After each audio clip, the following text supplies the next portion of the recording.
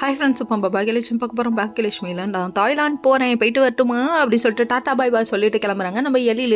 அதுக்கப்புறம் நம்ம செலியும் என்ன பண்ணுறாரு தெரியுங்களா, அவங்கள கொண்டு போய் ட்ராப் பண்ணிவிட்டு இங்கே வீட்டுக்கு வந்தால் போலீஸ்கார அங்கிள் வராரு. எதுக்குப்பான்னு சொல்லி கேட்டால், வாடா உன் மம்மியார் வீட்டுக்குன்னு பிடிச்சி எடுத்துகிட்டு போயிட்டாங்க. டே அப்பா ஏன்டா இந்த அலப்பறம் பண்ணுறீங்க அப்படிங்கிற மாதிரி. ஈஸ்வரி பாட்டியோட லுக்கை பார்க்கணுமே, பாக்கியாவை அப்படியே எரிச்சு தின்றுவாங்க போல், அந்த அளவுக்கு பார்க்குறாங்க. எல்லாத்துக்கு காரணம் நீ தாண்டின்னு சொல்கிறாங்க. எல்லாத்துக்கு காரணம் உன் வாய் தான், நீ வாயை வச்சுட்டு கம்னு இல்லாமல் இருந்தால் எல்லாமே கரெக்டாக இருக்கும் அப்படிங்கிற மாதிரி ஆச்சு.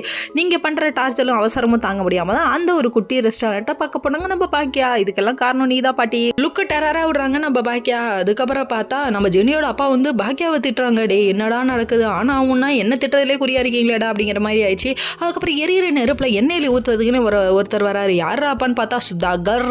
அப்போ இவ்வளோத்துக்கு காரணம் நீ தானாடா. ஏ கள்ளப்பார்வை பார்க்கும் போதே நினைச்சேன்டா நீ தாண்டா எல்லாத்துக்கும் காரணம்னு. அதாவது அந்த ரெஸ்டாரண்ட்டையும் குட்டி ஹோட்டலையும் மூடுறதுக்காக பிளான் பண்ணி கவுன்சிலர் அனுப்பியிருக்காராமா.